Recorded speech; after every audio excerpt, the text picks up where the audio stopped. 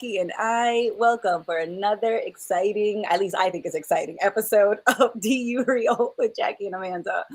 Jackie, I missed you. I know you were out for a couple of days, and I love a good side quest. I love going on to adventures, but I am really glad to catch up with you and then to record our episode, our next episode to record after our live. And this was a good idea. Have our live as like a warm up. Yeah, just fucking throw you in the deep end right away. What's up, Amanda? It's great to see you. I know it's been like a whole week since we've chatted. Mhm. Somebody I think is calling me. Okay, we're fine. I figured it out. um, yeah, so Excuse me, assistant, hold all calls, please. yeah, I tell them I'm busy. Tell them I just. Yes, send them to voicemail, please. Um, yeah, it was great. I went on a little trip to Idlewild, California, and there was snow up there, and it was just like a little cozy little town, and just smoked a bunch of weed, hung out in the hot tub, no complaints at all, and just it was nice to just get out of my normal environment for a couple days. Mhm. Um, Sometimes when I'm in the same city or just in San Diego where I live, it's sometimes I just want something different. I crave some new scenery every once in a while, to sort of shake things up a little bit. And when you think about how big of an impact your environment plays on your state of being, that makes a lot of sense. Of course, I can't fully attribute it to the environment because you can see the same room that you've lived in for years differently in any moment, because you're different. So if you're different, the environment is different because you're perceiving it differently. So that's like the biggest factor. But sometimes it can go the other way around, right? A change of scenery can sort of shift things internally for you as well, and just allow you to see things in a different way. So, yeah, I mean, I don't have any specific things that I'm referencing that I'm seeing differently now. I think I just needed a little break, and it was great. But I'm happy to be back, and yeah, we're gonna get into some shit today. I can feel it, and we're recording a full length episode after this. So this is the warm up. What's up, everybody in the chat? Good to see y'all. And do you have anything you want to kick us off with, Amanda? How have you been? How is? I know you were sick yesterday. Are you feeling better? Yeah, definitely. I definitely got hit with like a 24-hour like bug, and my cycle hit all on the same day. And I was just like, why? Then I ordered DoorDash and I ordered a soup with the entree, and a soup didn't come, and I cried. I cried because I opened up. I just wasn't ready for something else. I was like hanging on by a thread, keeping it together. And then the soup, and there's no soup. I was like, there's no soup. And then I laughed because we were crying about there being no soup, and I was just like, it's just been a day. I woke up in the middle of the night and I'm throwing up and I'm feeling terrible, and then we fall asleep, we wake back up, we have to work because I didn't want to call out, so we're working, and then I have a meeting that's supposed to start at 2 p.m. My cycle drops exactly at 2, like exactly when I'm supposed to be logging in. I feel it and I'm like, no, no, it can't be. I run to the bathroom and I check it. I'm like, no. And so and then I I clean up, I freshen up, I hop into the meeting. As soon as I hop into the meeting, somebody asked me for something, and I'm like, close call. We made it just in the nick of time. We are working, we're getting things together, and the day is just progressing. And then I had ordered dinner, and that was finally when my day had like slowed down to a halt, because it was just waking up, not feeling well, sleeping, waking up, having to work, emergency, love being a woman for the moment kind of moment happening. And then we progress through the day, and then the no soup happens, and it like just, I couldn't take it. I was so crushed that there was no soup, because I was like, it was the one thing, it was like the one thing that I wanted to happen in the day, and it was just like, no, not today, you can't get it. I was just like, but then I ate what they had served, and I didn't complain. I didn't call the restaurant. I just ate, and it was delicious. And I was like, this is okay. I just, yeah. So I had like a hilarious and like dramatic emotional tsunami of a day kind of hit me yesterday, and so today feels a lot better for sure. Definitely. Don't you love those moments? Like, when life just fucking kicks you when you're down. It always seems to be that way for me too, like, if one thing is going wrong, like, everything just seems to be going wrong. Um, but yeah, that's just a clear example, and it sucks to say, but the universe does not give a fuck about No, what you want. It's like, "Oh, you want soup? Hmm." And it's not even like that, like, it's not like they're the I heard universe the never. sarcasm from the universe. I heard it. Yeah, and it's not even like a force trying to, like, hurt you or kick you while you're down, like, No, it's just completely impartial. it wasn't Like, Satan picking on me yesterday, right? It was yes, just it wasn't the work of the devil. no, no, it just, Yeah. it was just a day that just hit me like a ton of bricks. And I weathered the storm like pretty well. It's just I could only keep like not feeling the not so pleasant part back for so long, right? Because it was just like, we have other things to do. Like as much as I'm feeling terrible, as much as I'm, not feeling great on so many levels, like I still have to work, I still have to live, I still had to eat, I still had to, use the bathroom, brush my teeth, clock in for work, do some meetings, like, and I still was capable enough. It's not like I was pushing my body past a point where it couldn't work. It's just that we were feeling extremely crummy, and so we pushed through that. But then at some point, that no soup man really broke me. And I was just like, I couldn't hold back that I was just like sad and feeling crummy and just feeling terrible. And so I just cried because I didn't have the fucking soup. And then that led to a really a hilarious moment where I'm just laughing about crying about no soup because I'm like, that's not life or death, right? Like it's not the worst thing in the world to not get soup. Like it's just, but I acted like my whole world had collapsed. But I'm glad that I like just let myself feel all that like woe is me. Why why does this moment suck so much? Right. Like I just let myself feel that. And then I was like, okay, all right, well, the food does smell good. So it's time, so we switched gears. And then we ate and then we felt a lot better because that was like my first like really heavy meal of the day. And so like, I was like sangry. You know how you're like there's like hungry and angry. It's like we were sangry. We're like sad, angry, and hungry. And taking care of the hunger really kind of alleviated the other two. And then it was like, okay, well, life's not so bad. We ate. That's so relatable. Oh my gosh.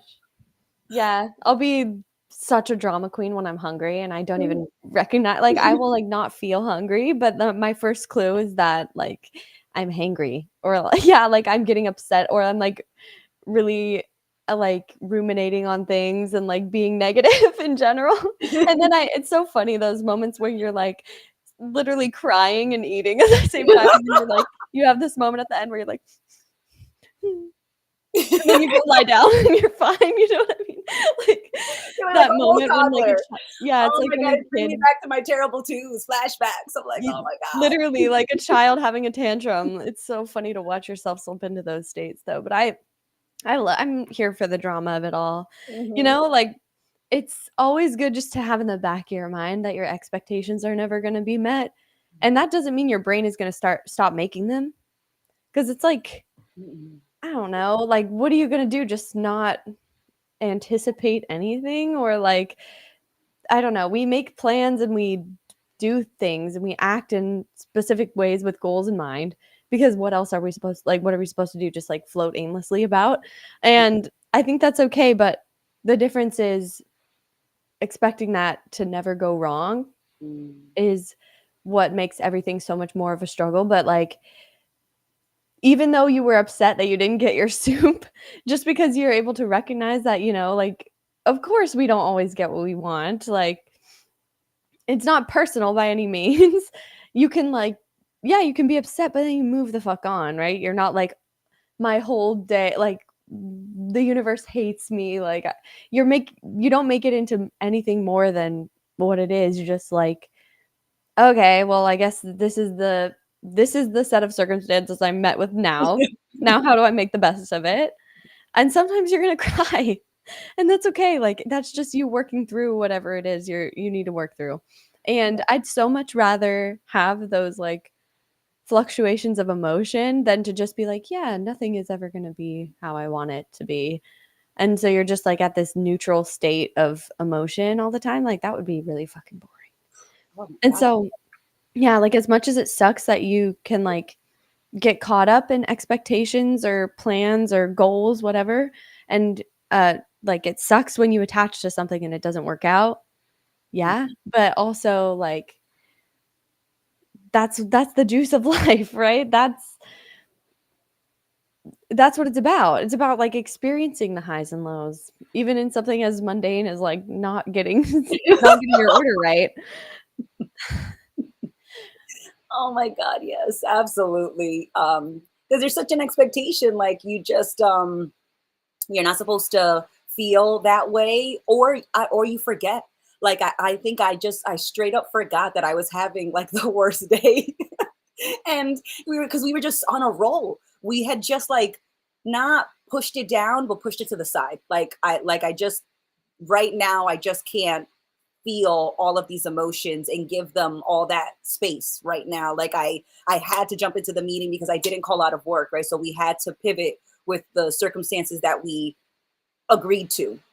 And of course you could call out last minute. I'm not saying that you can't or that I couldn't with my job. It's just that it wasn't so bad. It was like, yeah, give me 5 minutes. I can change, I can clean up, I can get back into it. Like the pain wasn't the worst. And so it was like I was in a state that I could work. So it was just like, but because I wasn't in such a bad state, or it wasn't, I wasn't like incapable, and because I still had a little bit of juice in the battery, I was going, and I just was like, okay, like we'll feel those feelings later, and then when the soup moment happened, it was at the end of my work day, so there was nothing else that I had to prioritize, so I could just like feel all those feelings, and I just had forgotten that they were there.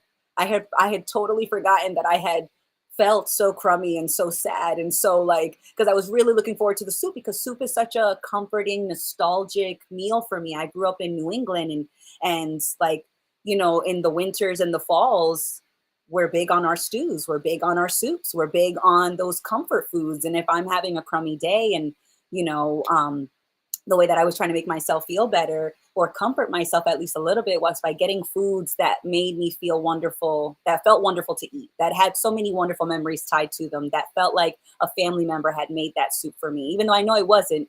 But it's just like soup has my heart in so many ways. And so I wanted to give myself a little bit of that soup. So when I didn't get it, I was crushed. I was totally crushed to not get it. And I didn't realize that I was like hoping so much for that comfort, and when I didn't get it, it was like we can't, like, even if you had gotten that soup, you still would have felt really low. You still would have felt really crummy. The soup would have comforted you, but it's still good that we felt these feelings. Like the soup wouldn't have gotten rid of those feelings. It's just it would have been another delay. And so not getting it was a good thing, because I had like a really good cry, because then the crying about the soup led to the crying about just like the day, and how heavy the day had been, and how much, even though we dealt with it pretty smoothly, it just was a tough day. And it's okay to admit that it was a tough day, and I did my best, but it still was challenging. And I finally got to admit that to myself, because I didn't get something that I really, really wanted after a hard day. So I'm glad that I didn't get what I wanted. I'll have soup another day and it'll be fabulous. But I was just like, oh my God, the fact that I was crying over soup, like that's a cherished memory now, like how sad I was because I didn't get it. I opened the bag, I'm like, no. It was just I replay that scene back, and it just fucking cracks me up so much that I'm just like, how much, like a little cup of soup, like how much that means to you. And it's just it's amazing, because we can do that with anything, with people, with certain things in your car, certain items you own, certain places you want to visit. It's like we hold on to these things in such a strong way. And it doesn't have to be big or small things. It's just we can hold on to anything. And so that reminds me that I can hold on. But if I can remind myself that I can hold on, I can also let go. And I don't need something to be there. And it's great if I can enjoy it. But if it's not there, just the practice of not getting what you want is a really good thing to happen every now. It's a good thing when it does happen. Yeah, that's a great point. It goes this lesson can extend to any situation in your life where you're attached to a certain outcome and you think that the peace, whatever the contentment, the I don't know, the state of being that you're looking for is attached to that thing when it's not at all. Like you're just and we don't even realize we're doing it, but like we deny ourselves the feelings that we want to feel until we think we've like deserved it or earned it or the situation is correct. And so we give ourselves permission to feel those things like but if we weren't attached to those things specifically, it's not like written in the universe somewhere that those like the key to make Jackie happy is this specific career or whatever it is that I'm attached to. Like that's not the way it has to be, but that's the way I'm making it because of what I attach to. So, Hmm. yeah, it's great when you don't get what you want sometimes. And especially when you don't even realize that you're attaching to something because that shows you Hmm. very clearly what you're attached to. So it's always a good opportunity for more self inquiry. And that's kind of what I find to be like the most exciting part of being right now is like just watching myself Hmm. and watching the way I react to things because and just getting curious about why. Cause it's weird that like you can do something habitually and then it's satisfying some sort of need within you because otherwise you wouldn't continue to do it. But then you might not necessarily know why. And I feel like that's the same thing with emotions too. Like when you cried about the soup, it wasn't just about the soup, right? It's like and I feel like that's the case with so many other things. Like we have buildups of emotion. And so it's hard to say we're feeling a certain way because of a certain thing. I think it's Hmm. just like when the emotion comes up, just being able to be there with it and pay attention to it, but you don't really necessarily have to understand because you can't know why you're feeling it Hmm. exactly. Like it's pointing you it might like bring up some more considerations about like, oh, like maybe I was overly invested in this thing that I wasn't aware of. So like it can make you aware of that, but overall why you're attaching to things or like why you feel a certain way about a situation, it's not clear at all. Like emotions are very um hard to conceptualize or really understand because they're just sort of experienced. And yeah, we don't need to logic our way out of them either. Like if something is coming up, it's completely okay, no matter what it is. Like it's not like just because just because you know shit's not gonna go your way and that expectation is sort of like setting yourself up for disappointment. Hmm. You can know that, um, but at the same time, that's that's not gonna keep you from experiencing it over and over again. And that's Hmm. it's not any sort of escape or an answer. Like you're gonna go through tough days sometimes, days that feel tough, and like it's okay to admit that, and it's okay to feel things fully, and you don't have to exactly say why it is or how to fix it. Just go through it. Hmm. And I don't know. A lot of the times I put so much extra pressure on myself to like understand how I'm growing or like intentionally do things in order to grow. But I think reminding myself that it's already processing is very helpful for me. Like, I haven't actually tried to grow into the person I am. Like, it's kind of like, this is just what happened. And I didn't really have to try, and I don't really have to continue to try. Like, if I show up and I experience things, no matter what it is, I can just have this level of acceptance with it, and as I continue to go, Mhm. things will just kind of work themselves out. It's not the other way around. I'm not the one that's like it's I am and I'm not the one creating myself, but I think I take a little bit too much control, like I take too much responsibility, or it's like I put the blame all on myself. Like if something isn't working out, I feel like it's because I'm doing something wrong, not just because this is the circumstances that I'm actually faced with instead of the idea that I thought I should be in. Mhm. You know, just that dissonance between what I think should be happening and what's actually happening. I think that the difference between that is my fault, that it's not matching up, but it just is. Mhm. Yeah, I I don't think know if that resonated. it definitely did. I think when you were saying like, we take the responsibility, I said, I think maybe we take ownership. When something goes wrong, it's like we own it. Like if there's a fault, it's my fault. I own that fault. I own that source of that issue.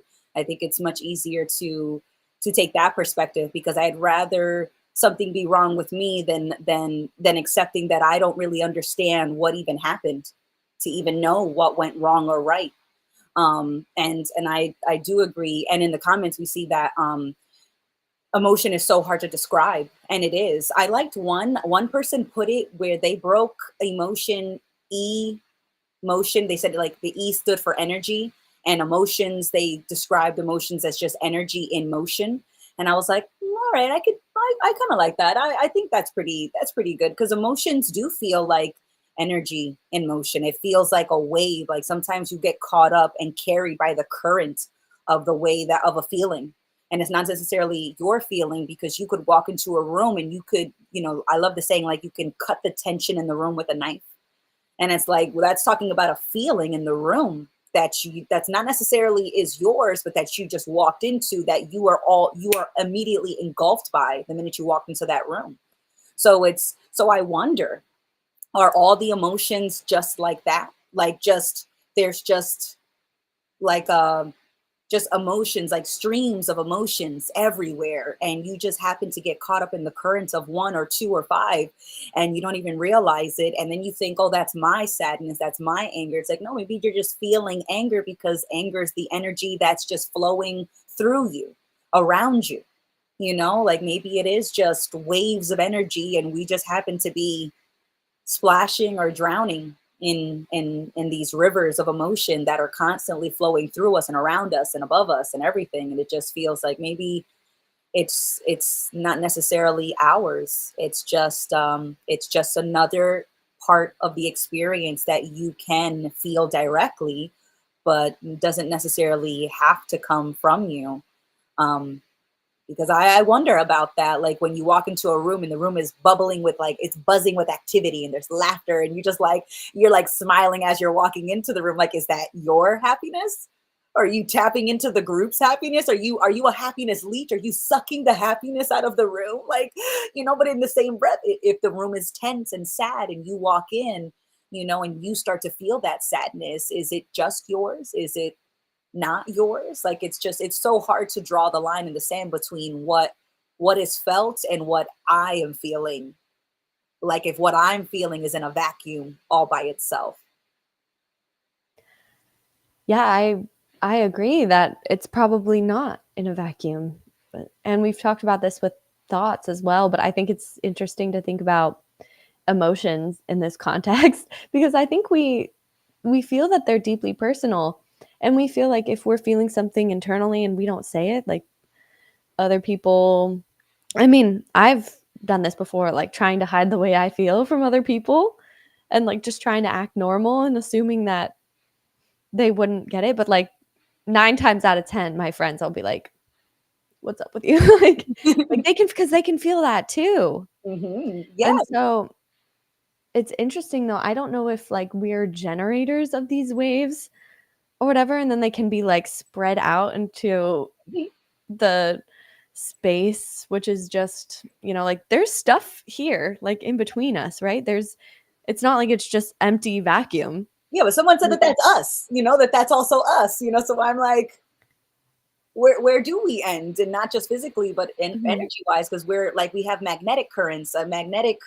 we generate electricity, we generate, more than just feelings that people can feel. It's like, oh man, if we're thinking about all the ways that we like touch our environment or are connected to our environment, there is more than a few fucking ways. Because it's your thoughts, like sharing, oh, like when you're in a groove with somebody and like maybe you're brainstorming and studying with a friend, and then all of a sudden you guys have the same idea of pizza, you're sharing the same thought, like I Or don't know, it feels. yeah, or, like, saying the exact same thing as Yes. somebody at the same moment. I love those moments because it's like, yeah, I don't know if, like, I got that thought from you, you got that thought from me, or, like, it's just in the air somewhere here, and we're just tapped into it. It's like like, we put out signals, but we also receive them, and it's a very, like, reciprocal relationship. Like, Hmm. although I do think, like, we have more agency over the way that we feel just based on, like, the way that we see things than we really give ourselves credit for, until we realize it, Like, we can sort of see ourselves as, like, a victim to our circumstance or to the world, um, and there's a lot of, like, freedom that comes from knowing that you kind of determine that the way that you're gonna see things, um, but also shit does affect us. Like, it's not like we're impenetrable forces that can be like, "No, I'm not letting any of your negative energy." Shields up. Yeah, like, and I don't want that, Like, I think that's a reason why we have this power of empathy is because we literally feel each other, Yeah. and I think that's something maybe to be celebrated as well. Like, it's not just that, other people are killing our vibe. It's that, like, maybe we have attachments to, feeling good or not feeling like extreme sad emotions or like feeding into those negative aspects sometimes. Like, we're attached to like a normal state of being. So then when we go into a room with people that I don't know, you could say are low vibration or have like, or it's just like a somber, tense vibe. Um, then we feel like, like, why are you guys killing my high? Why are you harshing my mellow? Right? um, but it's okay to feel all of that as well. Like, even though it's unpleasant sometimes to like sit in a painful silence or like, when you're like with somebody who's mourning or something like that, like a really heavy emotion that if you were looking at it just from a selfish perspective, you're like, I don't want to feel that. Like, I'd rather go, walk around in the sunshine and enjoy my day. Like, if it's not my pain, like, I don't have to take that on. Yeah. Right. But there's something so beautiful about like being able to share that with somebody else or, like go there with them and show and like feel it knowing that it's okay and that it's not going to be overwhelming. Um, so I think it's a beautiful thing that we share so much more than we think. And I think that's why I don't know, like we forget that we're a lot more similar than we are different. And that's just because we draw these arbitrary lines in the sand and come up with an idea of who I am and versus who you are. And yeah, like we're so caught up in being separate, and that can become our biggest priority when in reality, like, everybody benefits when we can recognize that connection and allow it to influence our day-to-day life. Like, you shouldn't just live for yourself. Like, you're an integrated part of this whole. And like, yeah, we shouldn't live for the idea of yourself, but for the reality of yourself, which there is no clear boundary between this physical body and the rest of everything. So if you're living for the reality of yourself, you're really living for everyone and everything else. And that takes letting go of what you want to feel and what you want to do all the time, because you don't always know. Like, we're very attached to how we want to feel and what we want to do in our lives. And that's why disappointment and getting your expectations crushed is a great thing. It's a great learning moment for you. Not at the time. Definitely not at that moment. Upon crushing, you feel crushed. It does happen. But it's after the fact, after you felt it, after you've allowed yourself to feel like you didn't, like, oh no, genuinely feeling like an oh no moment. Um, then you get to see that you go on, you live on, you can move forward, you can keep going. And so I love those two words. Those are definitely some frequent some friends that keep visiting me lately. Just keep going, keep going. And I'm like, that's right, just keep going. As much as I can feel crushed, I'm still here. As much as I can feel like, oh no, I can still move past that, oh no, and do something with what is telling me, oh yes, something else is saying, oh yes, in this moment. And so I can look at that. And the phrase or the saying, and one door closes, a window opens. And maybe 1,000 other doors open and 10,000 windows open I'm so focused on that door, that one door that I was really hoping would open, and it's not open. So I could spend my time sitting in front of a closed door waiting, or I can look down the hallway and see all the other options that are available, all the other doors that are saying, oh yes, pick me, walk through this doorway, and I love that. Hi everybody. My chat is not working on Restream. That's just on trend with this last 24 hours. I wanted the chat, it's not happening. So I'm just acknowledging in the video. Hey guys, definitely see the comments. And I like what Andrew had said, that, I, what is it? And I'll think I'm the only one feeling it. And that is such a tricky feeling or a thought to visit you, because it's so easy to think that, like, I'm the only one. And it's like, yes and no. Like, yes, you're the only one that's going through your particular brand of shit. I'll give you that. But you're definitely not the only one going through similar shit. Other people are going through similar shit. And that's why we can connect. And so, I don't only want to, chat about things that put a smile on my face. I do want to be there for those harder conversations where someone is grieving a loved one, or someone is grieving not getting what they wanted, whether that's a new job, or dating someone, or picking up a new hobby, sticking to a diet, starting a new workout plan, whatever it may be. We hold on to wanting those ideas, and then when we don't have them, we sometimes, you feel like you lost something. And so I like to be there for those conversations, to remind other people, to remind myself that, yeah, maybe it's not exactly what you would have wanted, but you're still here and you can still do something with what is here. So we can chat about it. And yes, you may not have gotten whatever it is that you wanted, but right now we can go for a walk. We can have an amazing conversation. We can jump on a Zoom call. We can go live. We can, like, there's, and that's just, in the example of, like, right now, because, I'm still feeling a little bit of my day of yesterday. So, like, physically we're still a little bit exhausted, but mentally we felt pretty great. So, like, but I know my body. So I wanted to work out today. You know what? Maybe not today. Maybe today is a resting day. We kind of got, feeling a little beat up after yesterday. So maybe today is my ice bath recovery day.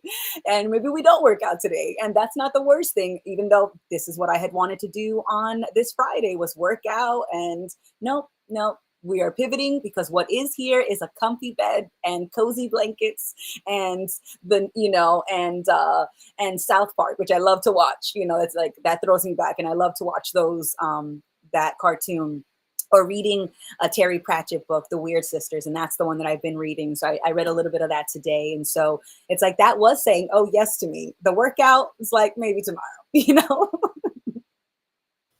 Yeah. I love that you brought up the quote, whatever, when one door closes, a window opens or a million other doors open. Because Hmm. that's so true. Like, just because you didn't get what you want, like nothing is really lost because it was never yours. No. Like you were just attached to it, but that you'd made that up in your head. Like that wasn't a real thing that was ever going to be the case, right?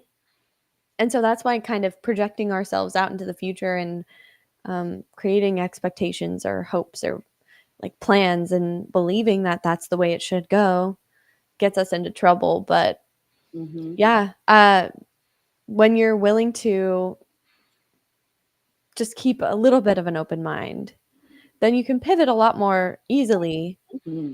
And I think learning to cope with life in a more efficient way is just learning how to pivot better because you know that shit is just gonna hit the wall, hit the fan sometimes. Yeah. Like this is a wild ride, and Buckle up. yeah, buckle like, but you are buckled in whether you like it or not. Like you're gonna be on this ride whether you like it or not. So do you want to like freak the fuck out about things that, from the most inconsequential things Hmm. to even the big things? Like, yeah, there's probably going to be a difference in the emotional reaction at different ends of the spectrum. But no matter what, like, you can feel and survive and handle anything that life throws at you until you can't. Like, like, up until the point where you basically die, everything else you can handle and get through. And yeah, it's not going to be the way that you want it to go. Just it's not. Like it's not even that it might not be what you want. It's that it's pretty much impossible to get everything that you want in life. And if you did, you wouldn't really like that because you wouldn't actually experience the growth necessary to get to that spot that you're thinking about. Yes. Like we often think about like the end goal, but not the painstaking process of getting there. And so, like, your journey might have twists and turns. Like, you might get thrown on your ass. Like, crazy things might happen that you think that you won't survive. And that is your story, right? That is giving you what you need. I mean, you can't say this for certain because, maybe some shit will happen to you and then you'll like you could let it consume you, right? Oh yeah. And there's nothing wrong with that. In the universe doesn't give a fuck. Mm-mm. Like there's no sky daddy up there being like, you know, this is wrong. So like it's just up to you whether you want to let life crush you and just sit in that spot of negativity or if you want to just like take things for what they are, let them inform, your the way that you move through the world. Hmm. Um let them inform your empathy, yeah, right? And like that can be something that actually becomes a strength. All the shit that you go through, that's your superpowers. So I just like to remember that too, because it's like if I'm going through a hard time, I'm like, well, if I'm going through it, it's making me stronger. Like I love the quote, like forged forged like steel through fire. Like in order to be strong, you have to go through some shit. You got to be burned a couple times. And it's not that it's for nothing. It's making you who you are, and there's always something that can be appreciated in that. Like there's like a strange beauty in people that survive hardship and like unthinkable circumstances and then continue on. Like there's something so beautiful and inspiring about that. As well as like those people who do that, they're sort of taking back their life.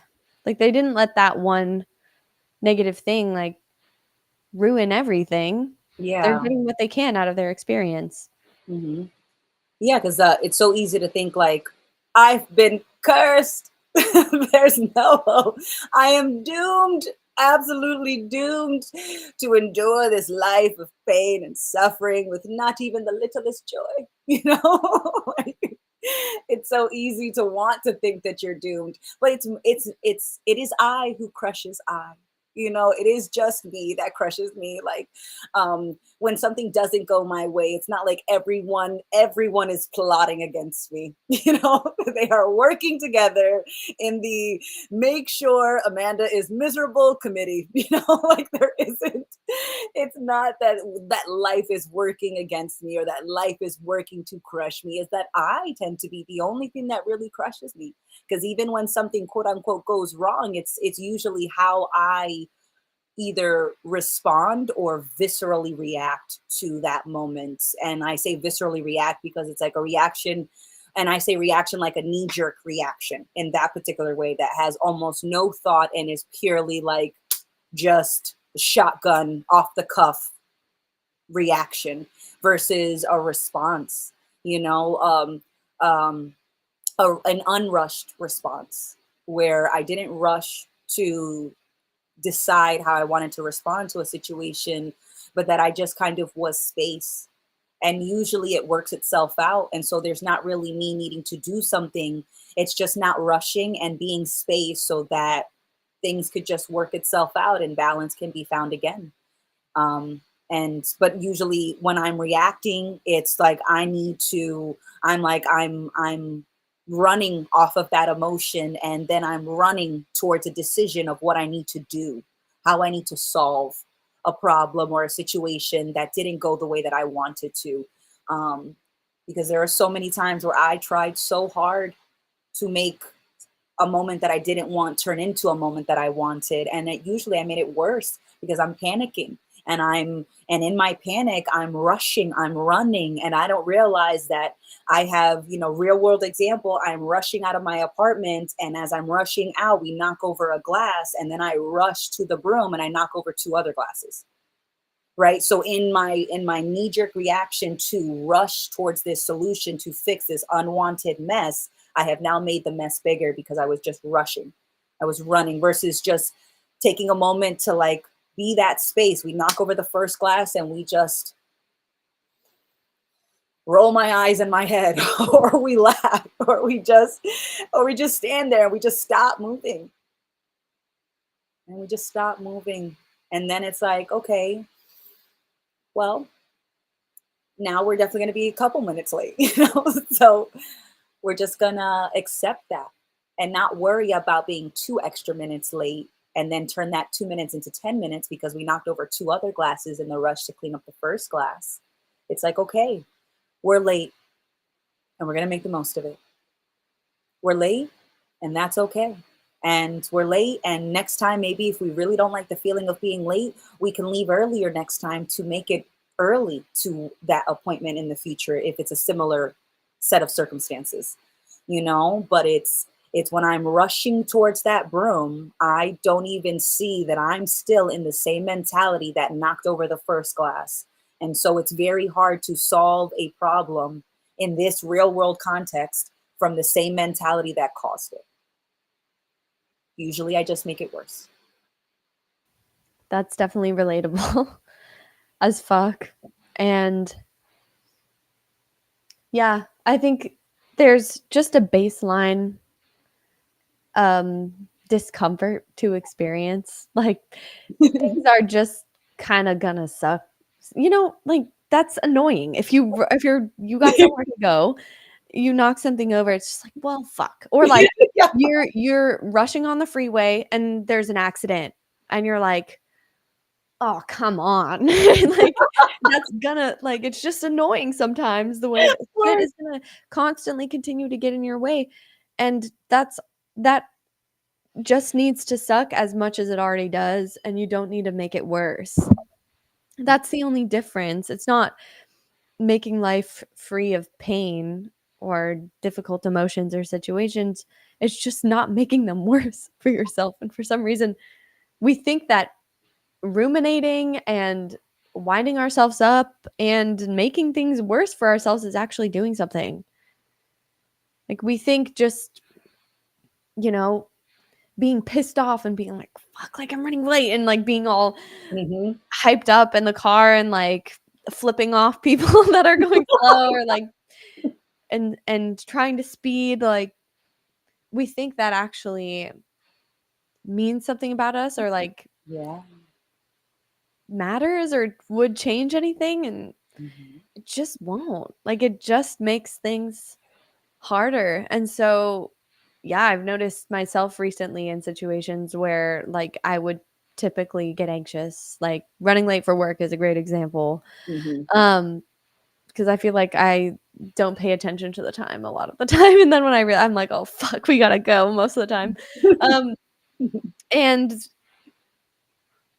like you just don't need to make it a big thing. Like uncertainty is just a thing, and you can just drive a normal pace safely, sing along to your music. You don't have to, because it's not going to change anything. I Mm-mm. just, when you realize how pointless all of that extra mental suffering is, then it just doesn't make sense to keep fueling that fire. And that doesn't mean like I don't, even when I'm running late, like start to feel anxious inside. Of course. It's also like that's fine too. Mhm. I can feel a little anxious, but I don't, it's like feeding a fire versus just letting it burn out. Like, Oh, I love that. yeah, because like if you leave a fire burning, eventually it runs out of fuel and it'll stop. But like if you keep adding wood, or like keep fanning it with thoughts, Mhm. and actions, it's Mhm. gonna keep getting bigger. And I think that's why like people can escalate to the point of like having a full on panic attack just from something that's simple, or like, like a little thing going wrong. Like they might have that initial trigger, but the rumination and the attachment and the attempt to control the feeling Mhm. escalates it. Mhm. And so, yeah, that's the only difference between like living, I guess, in an unconscious sort of automatic state where you're assuming that like your perceptions are correct, whatever, and that Yeah. the way you think things should go is how they should go. And recognizing that that's just simply not ever going to be true, and that we don't actually know what's happening, how it's playing out, what's best for us, Mm-mm. none of that. We don't know shit. So like really any any situation is appropriate. And when you accept that, then they're a lot easier to deal with. Mhm. And you recognize that you have a lot more capacity to feel intense emotions without letting it consume you. It's like Mhm.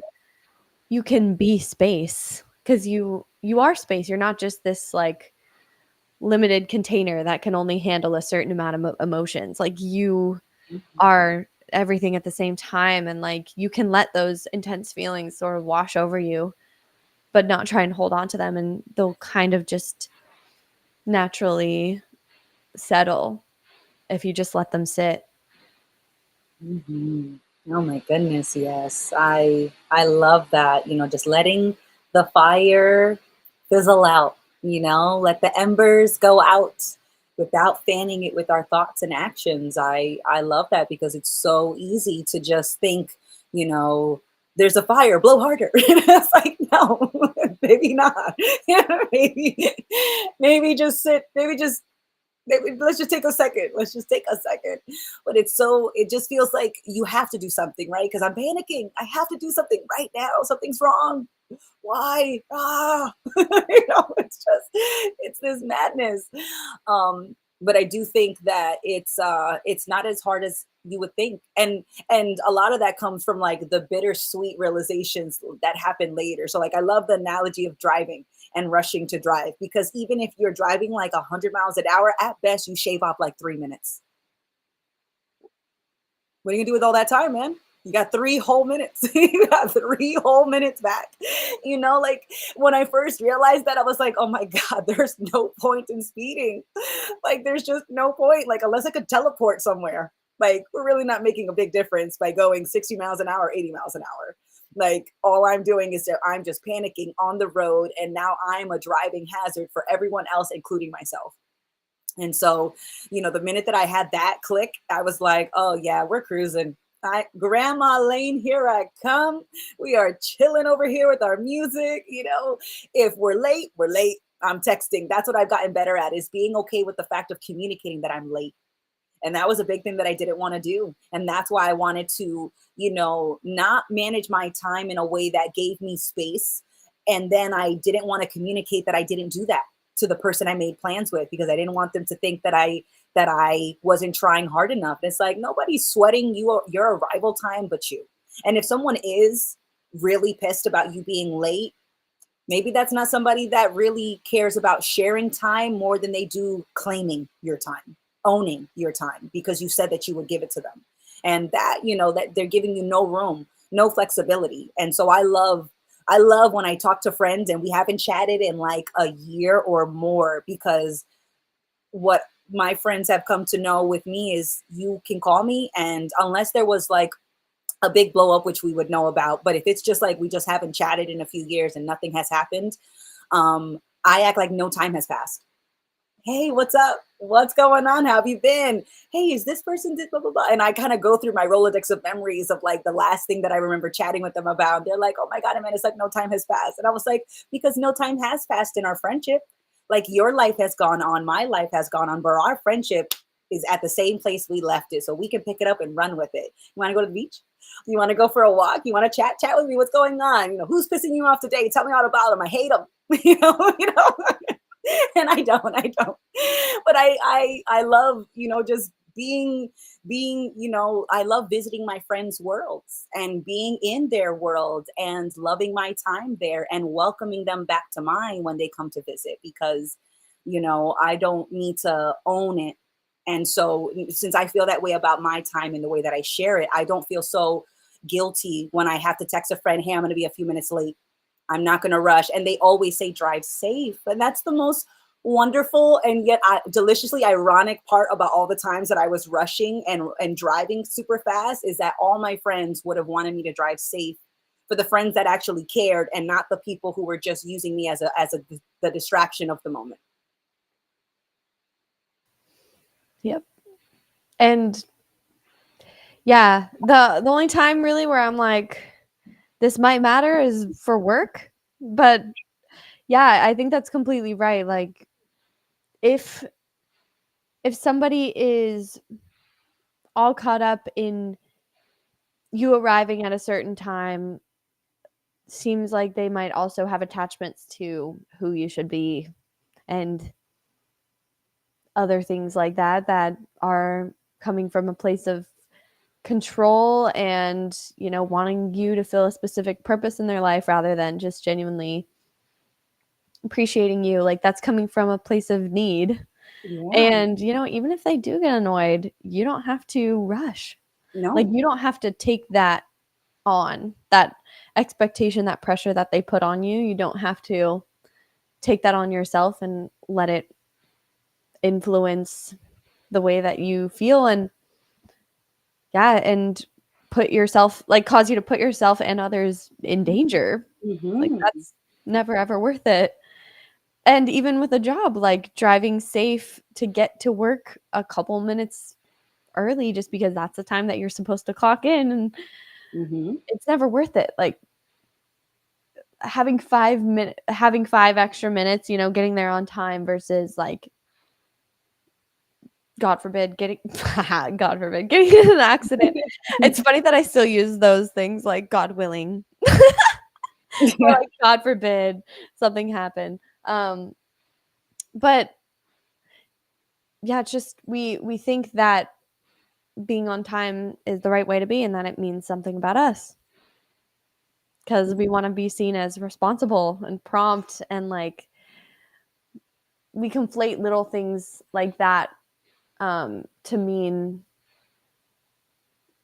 like something about how we feel about the other person or how seriously we're taking our connection, whatever. But if you know that, like, all of that is uncertain, And at the end of the day, the way that you're experiencing your reality is based on the way that you're thinking about it, the perception that you have, the extent to which you're settling on certainty can Mhm. sort of like coast through a little bit more. Mhm. And you're a lot more flexible when shit does go wrong. And you notice also that because you're paying more attention and you're slowing down, Mhm. like things can almost happen more efficiently as well. Like you expect it to kind of be like you fly off the handle and your life goes off the rails once you let go. That's not the case. It actually allows you to be more involved with your life when you're not so caught up in your mind and attaching to every little thing that happens to you. Mhm. That's actually very fucking distracting, and you're Mhm. living in your own sort of fantasy world, rather than when you can kind of have just that grounded perspective of like, yeah, none of this really is that serious. No. Like, you life is just so much easier. It's so much easier. But like we're almost attached. It's like addictive to attach to things and Mhm. then to like go through the whole spectrum of emotion. And we attach a lot to our emotions too. Like if we're pissed off about something, like we don't want somebody to kind of reflect that back at us and show us that it really is us, because sometimes we want to feel like the victim. Mhm. But you're never a victim. Like even if you're making yourself feel shitty, you're making yourself feel shitty. So at least you have, like, Mhm. it's like all within not your control, but you do have influence over it. It's the only thing you really do have influence over. Mhm. Oh So yeah.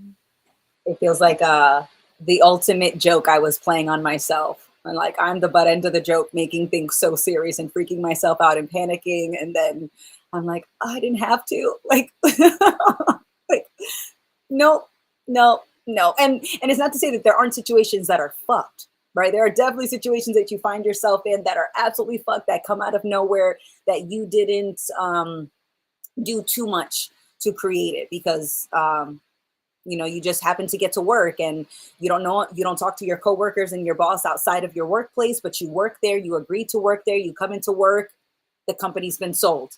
Shit.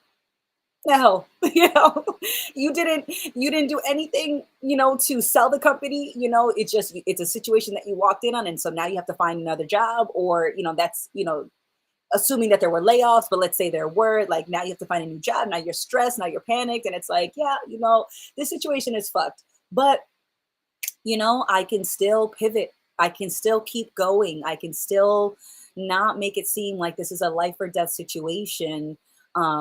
Because when it is, it's that's when it is serious. That's when you do respond a lot differently. But when it's not life and death situations, it's never that serious. So you can always just keep going and just learn and ask for help. And even if you're not necessarily asking for help, you could still brainstorm and talk about the things you're going through with your friends or with family or with sometimes an expert. Sometimes when you have a legal issue, you want to talk to a lawyer, like that makes sense. But you always are the best person to determine what's the next best direction to try to go in, right? Because I never know if that direction that I say is the best for me. But technically, I guess they all kind of are, because I really appreciate the moment that I'm in right now, and all of the directions I took, whether I said that they were the best or the worst, whether I felt like I chose them or I didn't, they all led me to this moment. And this moment I'm so appreciative of. And I'd pay any price to get back here. And lucky me, there's nowhere to go. So I'm always here. So it's just like, it just feels like just a lot to chew on, but nothing that I have to choke on. So I do appreciate that. But I know that we're about time. So I just wanted to make a quick announcement that the California retreat still has, I believe, 3 tickets available. You can click the QR code to purchase a ticket. I believe it's 2 single bunk beds and a king that are available. And Jackie and I are going to be there. So I'm so excited to hang out with you, Jackie, in person. I know that will be in April. That's going to be in California at Big Bear Lake, an amazing location. Excited.